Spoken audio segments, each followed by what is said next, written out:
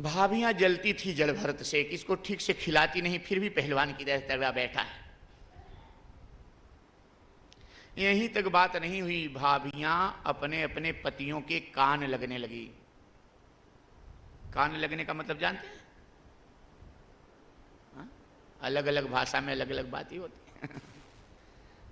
पतियों के कान कि तुम्हारे भाई तो ऐसे हैं, तुम्हारी माता तो ऐसी है, इतना करूं मैं? हमेशा डांटती रहती तुम्हारी मां हमको, और कहकर आंसू बहा देना पर से। तुम्हारे भाई तो देखो हमेशा ऐसे करते रहते, मैं कितना करूं?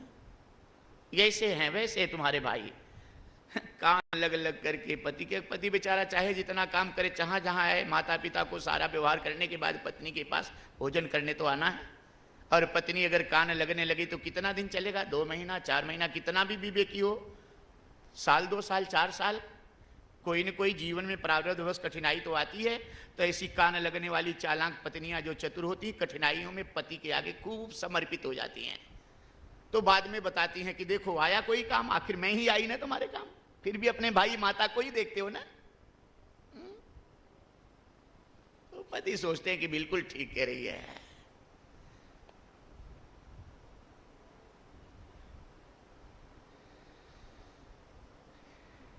जो पत्नियां अपने पति के कान लगकर माता पिता से, भाइयों से अलग करने का काम करती हैं, निजी विलासी सुख के लिए, उनको नरक में जाना पड़ता है। भयंकर पाप है ये। बड़े भाग्य से कोई कुटुंब परिवार मिलता है और 4 भाई 2-6 भाई एक साथ में, एक परिवार साथ में रहता, बड़े भाग्य से होता। और सब परिवार की तुम सेवा करके समझो ये नारायण की सेवा करे कि लंबे बड़े परिवार की सेवा करना, कितना जन को भोजन कैसे बनाऊं, इतना जन की सेवा, कितना झंझट मेरे ऊपर। मेरे माता पिता के यहाँ तो मुझे कुछ नहीं करना पड़ता था। अरे पगली, नहीं करना पड़ता था, यहाँ करना पड़ा है तो तेरी भाग्य खुल गई। इतने नारायण की सेवा करके तू पूजा कर रही घर बैठे।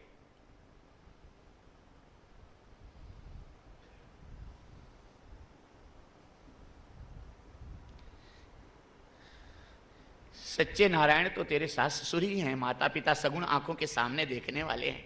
ऐसे इनके अपने जेठ की, जेठानी की, अपने बड़ों की, अपने बच्चों की सच्चे नारायण तो सेवा यही है। प्रत्यक्ष कर रही है, इनकी सेवा करके जीवन धन्य कर ले। जो सुख एकता में होता है वो अलगाव में नहीं होता।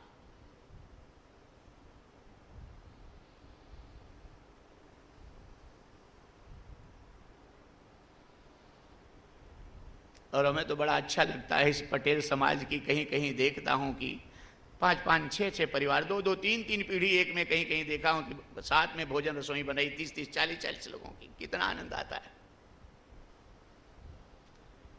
और बहुत से समाजों में देखा हूं कि बहुत कम मिलेंगे कि बाप और बेटा साथ में विवाह के पास, बहू साथ में रह जाए सास के पास। अधिकांशतः तो बहुएं सोचती हैं कि सास का नाता टूटकर अलग फ्लैट हो जाए, अलग घर हो जाए, तो ताकि अपने मनमानी निश्चिंत होकर के रहूं।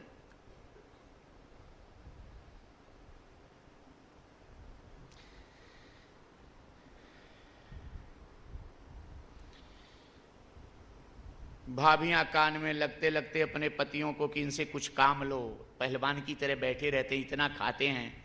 भाई समझाते थे कि देखो इनके पास बुद्धि होती तो पढ़ते नहीं, मूर्ख हैं ये, कुछ नहीं कर सकते। पिताजी बड़ा प्रयास किए, तुम्हारी 2 रोटी खाते हैं, लेते भी क्या हैं। लेकिन भाभियां धीरे धीरे पतियों को रोज कहते कहते कहते कहते पति सिलेंडर हो गए कि ठीक है बता क्या करूं। पत्नियों ने कहा अगर मूर्ख हैं, बुद्धि नहीं है तो मोटा काम लो, फावड़ा दे दो, कहीं मट्टी खोद कर मेड़ा बनाए, खेती का मेड़ा समझते हैं, जहां खेती होती उसके किनारे किनारे मोटी मट्टी रहती ऊंची, ताकि खाद पानी बह के बाहर न जाए। कहीं ये काम तो कर सकते हैं।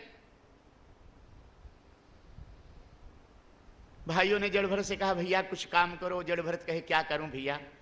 कहीं चलो, लेकर गए खेती के किनारे, फावड़ा दे दिए, कहीं इसी के मेटा बढ़ाओ, मट्टी ऊंची करो ताकि खाद पानी बाहर न जाए खेती का। जड़ भरत सोचे कि एक दिन अगर कर दूंगा तो दूसरे दिन दूसरे खेती में लगा देंगे, भजन हमारा रुक जाएगा। इसीलिए तो पढ़ा लिखा नहीं, मूर्ख बन के रहा।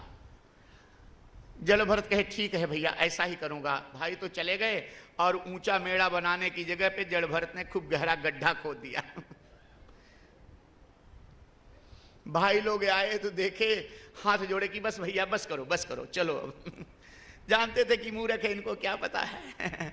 ले गए अपने पत्नियों के आगे फावड़ा फेंक दिए कि लो, हम कहते थे ना इनको बुद्धि नहीं, कुछ नहीं कर पाएंगे। जाओ, काम की जगह और काम बढ़ा दिए हैं, अब 2-4 मजदूर करो तो काम हो, नहीं तो तुम लोग निकल के जाओ करो। अब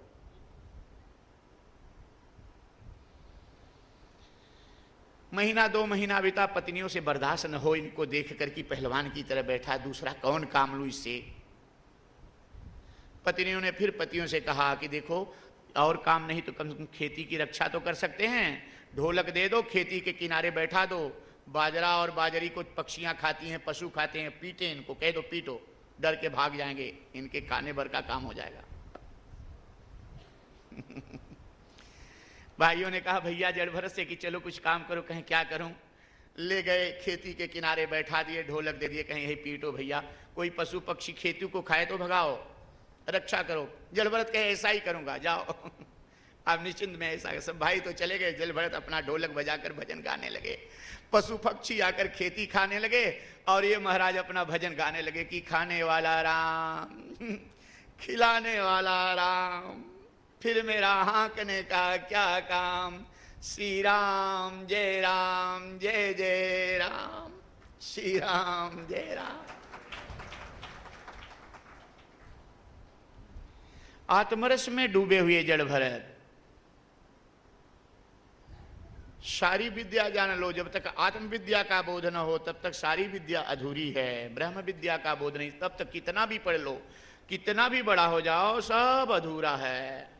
और ब्रह्म विद्या के जान लेने पर, आत्म विद्या के जान लेने पर सारी विद्या अपने आप पूरी हो जाती है। रावण जैसा कोई विद्वान था न है, लेकिन अगर किसी को रावण कह दो तब अच्छा लगेगा। अगर तगड़ा होगा तो गला पकड़ लेगा कि रावण बोलता है हमको।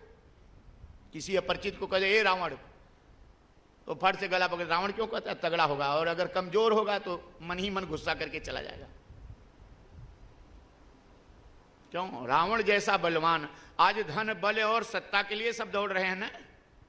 जितने भी आज देश में ये भाग दौड़ सड़कों पे हो रही है कि सबसे बड़ा धनी हो जाऊं, सबसे बड़ा बलवान, सबसे बड़ी सत्ता हो जाए, इसीलिए दौड़ रहे हैं ना। लेकिन रावण जैसा बलवान, धनवान, सत्तावान आज विश्व में कोई नहीं है।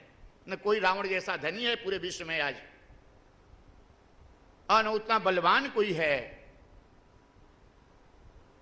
लेकिन इन सबसे धनियों से धनी, सबसे बलवानों से बलवान, सब विद्वानों से विद्वान ऐसा बड़ा रावण को भी अगर रावण किसी को कह दो तो बुरा लग जाता है। रावण बनना कोई नहीं चाहता। उसका कारण क्या था? रावण में कमी क्या थी? रावण में जाति पाति कुल धर्म बढ़ाई, सुंदर जाति थी ब्राह्मण जाति, पंक्ति उत्तम ब्राह्मण, उत्तम कुल पुलस्ति कर नाती, उत्तम कुल में जन्म लिया था रावण। रावण की बड़ाई की इनके नाम से लोग थर थर कांपते थे। रावण के दरबार में देवता लोग रावण को भरी नजर से नजर नहीं मिलाने की हिम्मत थी। नजर झुकाकर हाथ जोड़ करके रावण के यहां देवता लोग खड़े रहते थे। कर जोड़े सुर दिशिप विनीता, विनीत के साथ में देवता लोग। जाति पाति कुल धर्म बड़ाई धन, धन इतना था रावण के पास कि झाड़ू लगाने वाले सोने के महल में रहते थे, सोने की लंका थी। बल इतना था कि गुस्से में रावण चलता था तो पृथ्वी डगमगाती थी। चलत दसानन डोलत अवनी, पृथ्वी डगमगाती थी। परिजन परिवार इतना रावण के पास था कि 1 लाख पूत 1.25 लाख नाती, 1 लाख पुत्र 1.25 लाख नाती थे। गुण, रावण में गुण इतना था कि हनुमान जी की कमी अगर कोई पकड़ा तो एकमात्र रावण ने पकड़ा। लक्ष्मण जी को शक्ति लगी, सुषेण वैद्य को उठा लाए। सुषेण वैद्य ने संजीवनी बूटी बताई और रावण ने तुरंत अपने मन में गैस निर्णय ले लिया कि संजीवनी बूटी का भेद रावण जानता था कि सूर्योदय के पहले संजीवनी बूटी अगर आ जाएगी तो इस शक्ति से लक्ष्मण के प्राण बच जाएंगे। और सूर्योदय से पहले संजीवनी बूटी लाकर लक्ष्मण का प्राण बचाने वाला रामा दल में एक हनुमान के अलावा दूसरा कोई नहीं है। तो हनुमान को रोका कैसे जाए? तो हनुमान में कमी क्या है? सोचते सोचते रावण कितना गुणवान था कि हनुमान जी की कमी अगर पकड़ा तो मात्र रावण पकड़ लिया। रावण ने निर्णय लिया कि हनुमान जी को बल से नहीं रोका जा सकता, हनुमान जी को युद्ध से नहीं रोका जा सकता, हनुमान जी की किसी शस्त्र से नहीं रोका जा सकता। तब हनुमान जी क्या कमी है? हनुमान जी में कमी ये किया है कि हनुमान जी राम कथा सुनिबे को रसिया हैं। हनुमान जी राम कथा के दीवाने हैं, इसलिए हनुमान जी में ये कमी पकड़कर रावण ने कालनेमी को तुरंत जाकर कहा कि साधु का वेश बनाओ और राम राम श्री राम जय जय राम करके हनुमान राम को कथा कहते हुए हनुमान जी को रोक लो।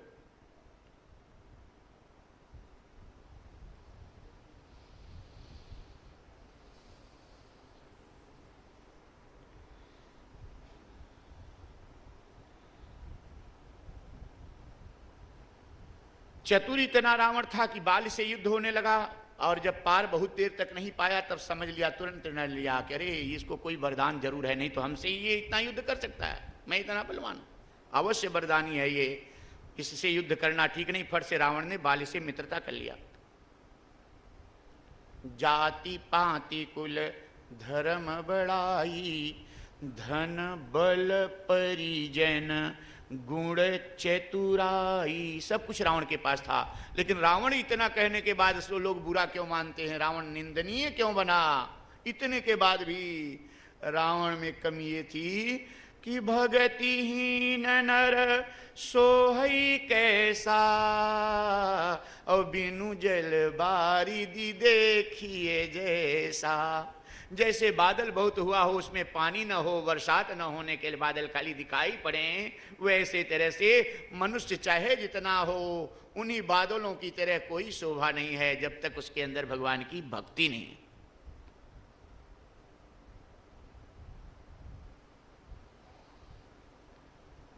खडांग वेदो मुखे शास्त्र विद्या, कवित्वादि गद्यं सुपद्यं करोति, हरिरंद्रि पद में मनश्चेन लग्नं, ततः किम ततः किम ततः किम ततः किम।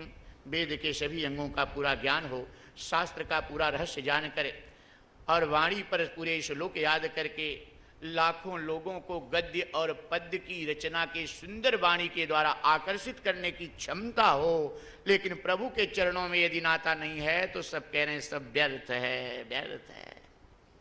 धनानि भूमौ पशवश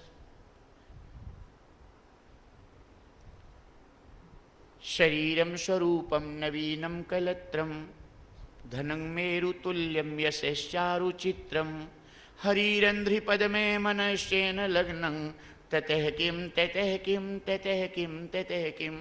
बड़ा सुंदर शरीर हो, बड़ी सुंदर पत्नी हो, मेरु पर्वत के इतना धन हो, चारों तरफ फैला हुआ यश हो, जहां से जाओ हारपुर माला से जय जयकार हो, इतना सब कुछ होने के बाद भगवान के चरणों से यदि नाता नहीं लगा है उस मानव का, तो कह रहे ततः किम ततः किम ततः किम, सब व्यर्थ है, व्यर्थ है, बेकार, सब बेकार।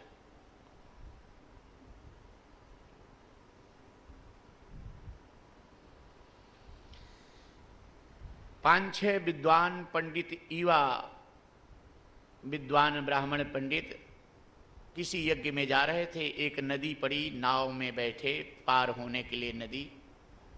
नाव चलाने वाला जो माझी था केवट, एक पंडित जी पूछे कि क्यों केवट भैया कुछ पढ़ा लिखा है तू? ये हाँ जोड़ा महाराज मैं तो पढ़ा लिखा नहीं हूँ।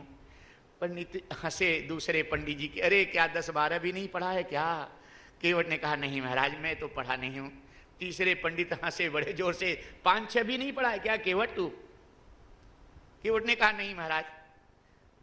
और 2-3 पंडितें कहें 2-3 भी नहीं पढ़ा है? इसने कहा नहीं महाराज मैं तो स्कूल का मुंह ही नहीं देखा, पढ़ाई कैसी कुछ नहीं जानता महाराज, पांचों छह पंडित जोर से हंसे कि केवट जब बिल्कुल नहीं पढ़ा है तो तेरी आधी जिंदगी पानी में गई, किस काम का। और तब तक नाव नदी के धारा में पहुंच गई थी, तूफान आ गया और नाव डगमगाने लगी कि अब डूबे कि तब डूबे। पंडित लोग घबराने लगे, केवट भैया अब क्या होगा। केवट ने कहा, महाराज लोग अब तो नाव डूबने वाली है, आप लोग तैरना जानते हैं पानी में कि नहीं। पंडितों ने कहा, केवट भैया तैरना नहीं जानता। केवट ने कहा, महाराज तब तो मेरी आधी ही गई थी, अब आप लोगों की पूरी गई।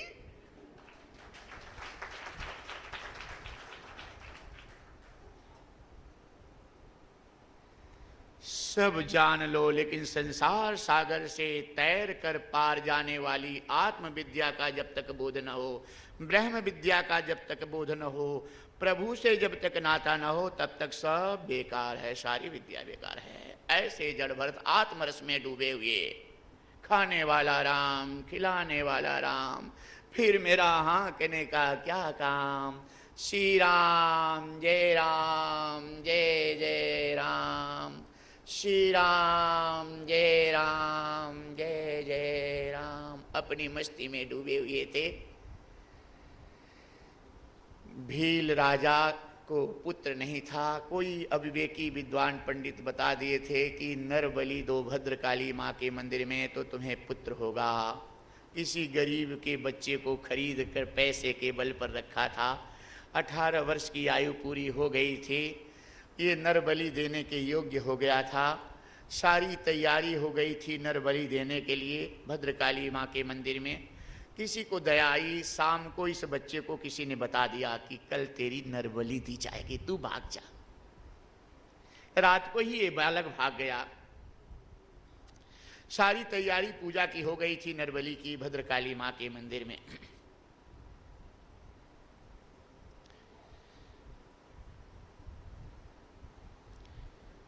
नर बलि देने वाला जो बालक था वो तो भाग गया है। अब क्या हो। भील राजा ने आदेश दिया सिपाहियों को, जाओ जो भी मिले उसे पकड़ लाओ, आज बलि देना है। सिपाही आए, यही जड़ भरत महाराज, खाने वाला राम, खिलाने वाला राम, फिर मेरा हाँकने का क्या काम। श्री राम जय जय राम करते हुए ढोलक बजा रहे थे। इन्हीं को पकड़ लिए सिपाहियों ने, ले गए। चलो, ये क्यों ना बोले कि नहीं चलूंगा। कहाँ चलो, कहाँ कैसे, इनसे क्या लेना देना था। चलो, चले, उठो, उठे, ले गए वहाँ। सुंदर इनको स्नान कराया गया। इनके शरीर में चंदन लेप हुआ, सुगंधित इत्र इत्यादि सुंदर वस्त्र पहनाया गया। तरह तरह के सुंदर स्वादिष्ट भोजन और मिष्ठान, इनको फल मीठे खिलाए गए। खूब प्रेम से खाए। पहली बार इतना प्रेम से इनको खाने के लिए मिला था। आरती इनकी हुई। इसके बाद पूजन होने के बाद भद्रकाली माँ के मंदिर में जब नर बलि देने की तैयारी आई, इनको ले जाया गया। भील राजा ने तलवार उठाई तो जड़ भरत ने अपनी गर्दन उसके आगे झुका दी। भील राजा को बड़ा आश्चर्य हुआ कि इसकी गर्दन में काटने जा रहा हूं और ये अपनी दुख नहीं है, जरा सा घबरा नहीं रहा है और हमारे आगे हंसते हुए गर्दन झुका रहा है। भील राजा ने पूछा कि अरे तुम्हारी मैं गर्दन काटने जा रहा हूं, तुमको डर नहीं लग रही है, तुमको दुख नहीं है गर्दन कटाने का। जड़ भरत हंसने लगे कि राजन, जब तुम्हारा रसगुल्ला और पके पके फल हंस करके खाए तो गर्दन रोकर क्यों कटाऊं। इतने के बाद भी इस मूर्ख भील राजा को पता, ये समझ में बात नहीं आई कि बिना आत्मज्ञानी कोई परमहंस योगी के अलावा इस तरह से देह भाव समाप्त होने वाला, देह के गर्दन कटने से कोई दुख न होने वाला, ये कोई परम योगी ज्ञानी परमहंस है। अब भी ये समझ नहीं पाया। जैसे तलवार चलाता कि भद्रकाली माँ ने विचार किया, ये तो भगवान के भक्त के ऊपर अन्याय हो रहा है। कभी प्रभु हमसे पूछेंगे कि हे भद्रकाली, तुम्हारे मंदिर में तुम्हारे सामने मेरे भक्त के ऊपर अन्याय हुआ, तुमने क्या किया, तो मैं क्या जवाब दूंगी। क्योंकि भगवान की घोषणा है कि एक बार मेरा अपमान कर लो मैं सह लूंगा, लेकिन जो मेरे भक्तों का अपमान करता है, मेरे संतों का जो अपमान करता है, वो मेरे रोष रूपी अग्नि में जल जाता है। रामायण में लिखा गया है कि जे अपमान जे अपमान भगत कर करही, और राम रोष पावक तेज रही। जो भक्तों का अपमान, संतों का अपमान करता है, राम के रोष रूपी अग्नि में उसको भगवान चला देते हैं। एक संत ने यहां तक लिखा है कि भगवान की घोषणा है कि जे मम जनहि, अगर मेरे भक्तों को, संतों को कोई हाथ उठाएगा तो जे मम जनहि चलावई हाथा, त काटऊं डारी फांसते माथा। जे मम जन लखी तिरछे को, तासु निकाली लेऊं दृगे दो। अगर मेरे भक्त को कोई घूर करके देखेगा क्रोध भरी आंखों से, तो मैं उसकी आंखों को निकाल लूंगा। भक्त मोरे जब बोली हैं राधा कृष्ण मुरारी, और तब तक जिहवा ब्रह्मते उत्पत्ति होत हमारा। आर्त होकर जब मेरे भक्त राधा और कृष्ण पुकारेंगे तो मैं उनकी रक्षा के लिए उसी जिह्वा वाणी से प्रकट होकर उनकी सदा रक्षा करता रहूंगा। इसलिए मेरे भक्तों का अपमान मत करना। भद्रकाली मां घबरा गई कि प्रभु को मैं क्या जवाब दूंगी।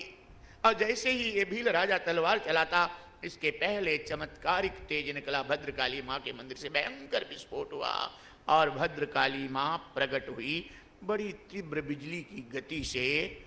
हाँ, भील राजा की तलवार जड़ भरत की गर्दन में पड़ती, इसके पहले भद्रकाली मां की तलवार भील राजा के गर्दन को काट दी और भील राजा की गर्दन, भील राजा की मुंडी नीचे गिर गई और आंखें आग के गोलों की तरह क्रोध के मारे भद्रकाली मां की धधकने लगी, होठ फड़फड़ाने लगे, भुजाएं तलवार ली कांपने लगी क्रोध के मारे। और भद्रकाली मां इसी क्रोध में भील राजा की इस मूड़ी को गेंद की तरह खेलने लगी। जड़ भरत मां मां मां प्रार्थना कर ले, मां क्षमा करो, मां शांत हो जाओ, मां शांत हो जाओ, मां क्षमा करो मां। बड़ी प्रार्थना के बाद, बहुत देर के बाद भद्रकाली मां का जब क्रोध शांत हुआ, तब भद्रकाली मां ने जड़ भरत से प्रार्थना की, हे भक्त, हे जड़ भरत, ये राजा मेरा भक्त था, इसलिए इसने जो आपको सताया उसके बदले मैं क्षमा चाहती हूं। तुम्हें इसके बदले में जो चाहे वरदान मांग लो। इसकी जो गलती थी उसका मैंने दंड इसको दे दिया। जड़ भरत ने कहा, मां अगर तू मुझे कुछ कृपा करती है, मेरे ऊपर अगर तू प्रसन्न है, कुछ मुझे देना चाहती है, तो ये माते बस यही कृपा करके मुझे दे दे। मैं यही मांगता हूं। ये अविवेकी है भील राजा, मूर्ख था, ना समझ था माते, अज्ञान था माते, इसलिए ऐसा किया। इसलिए माते एक बार इसको जीवित कर दे और इसको सुधरने का मौका दे दे। मैं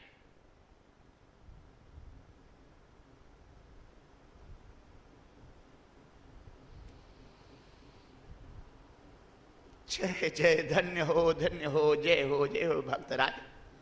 जय जयकार होने लगी कि वाह, संत के बिना ऐसा निर्णय कौन ले सकता है। क्योंकि खोद खाद पृथ्वी से है। पृथ्वी को चाहे जितना खोदो कभी बोलती नहीं, शिकायत नहीं करती।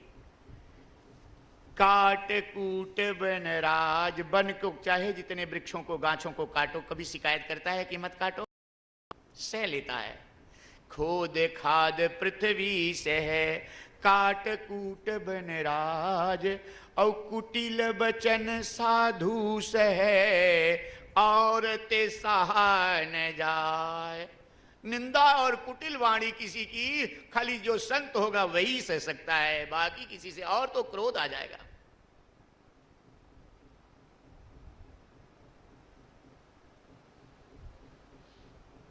इसलिए तो बताया गया कि आग लगी आकाश में, झरी झरी गिरे अंगार, संत न होते जगत जऊ, जरी मरता संसार। आकाश में विषय की आग लगी, वासनाओं की अग्नि बरस रही है। अगर संत इस संसार में न होते, इस विषय और भोगों की वासनाओं की इस अग्नि से संसार जलकर नष्ट हो जाता।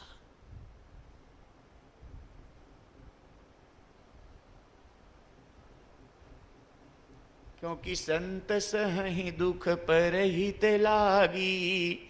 संत दूसरे को सुख देने के लिए दुख सह लेते हैं, और पर दुख हेतु असंत अभागी। असंतों को, दुष्टों को अभागी कहकर पुकारा गया है कि दुष्ट लोग जो होते हैं दूसरे को दुख देने के लिए दुख सहते हैं। दुख सहने के बाद भी दूसरे को अगर दुख मिले तो दुख सहने को तैयार रहते हैं।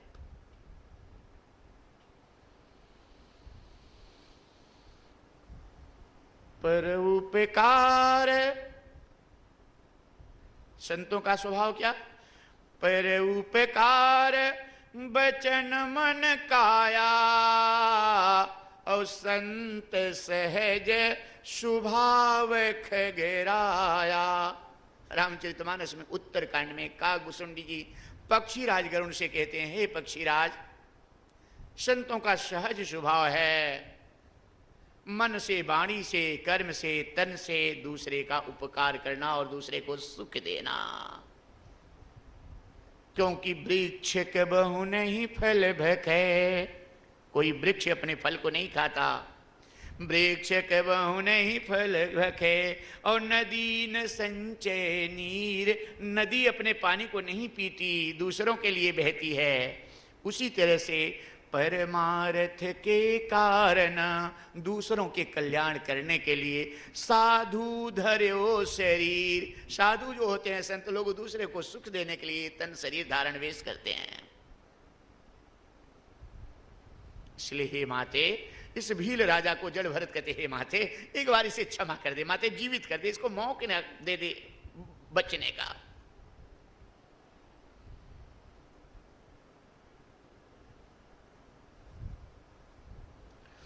यहाँ पे एक बड़ा मार्मिक प्रसंग आता है। यहाँ एक बात आती है, यहाँ जो हिंसा की, बलि शब्द जो आता है, ये जो बलि परंपरा है ये अंधविश्वास परंपरा है, ये ठीक नहीं है। हमारे किसी शास्त्र या पुराणों में हिंसा की अनुमति नहीं दी गई है। हमारा हिंदू धर्म, हमारा सनातन धर्म हिंसा की अनुमति कहीं नहीं देता।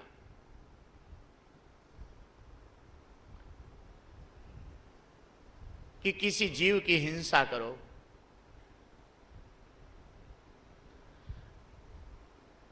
और जो लोग भद्रकाली माँ, काली माँ या किसी माता के, देवी के, जिसे माँ कहकर पुकारते हैं, उसके सामने किसी जीव की अगर हत्या करते हैं, हिंसा करते हैं, और ये सोचते हैं कि इससे माँ खुश होगी, ये उनका अविवेक है, अंधविश्वास है।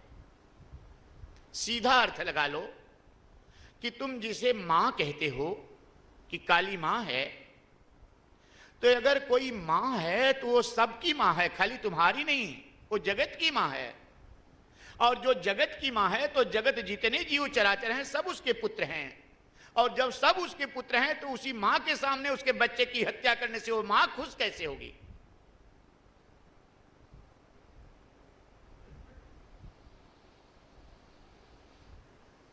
अविवेकी विद्वानों की ये देन, ऐसे सुधारना चाहिए। बलि की जो परंपरा है, नर बलि, भैंसे की बलि, मुर्गे की बलि, बकरे की बलि, ये जो बलि की परंपरा है इसका अर्थ समाधि भाषा में है। नर बलि का अर्थ है नर की प्रतीक पूजा करके बलि की। वहां पर जो बलि देने वाला हो वो वहां संकल्प ले कि मैं आज से अपने इस देहाभिमान की, अहंकार की बलि दे रहा हूं, आज से अहंकार नहीं करूंगा। ये बलि का सही अर्थ।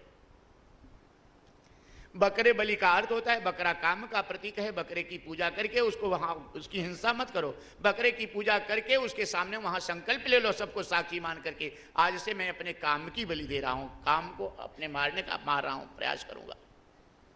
और बकरे की हिंसा मत करो। तो ये हमारे जो दुर्गुणों की बलि है, इनकी बलि देने के लिए एक आधार बलि परंपरा है। हिंसा के लिए तो हमारे कहीं हम तो देखे ही नहीं जहाँ की हमारे शास्त्रों में पुराणों में हिंसा के लिए अनुमति दी गई हो। सब जगह अहिंसा की बात कही गई है, दया, प्रेम, करुणा, मैत्री। इसलिए हमारा सनातन धर्म जो है इस सब धर्मों की जननी है। जैसे समुंदर से ही भाप उठकर बादल बनते हैं और बरसते हैं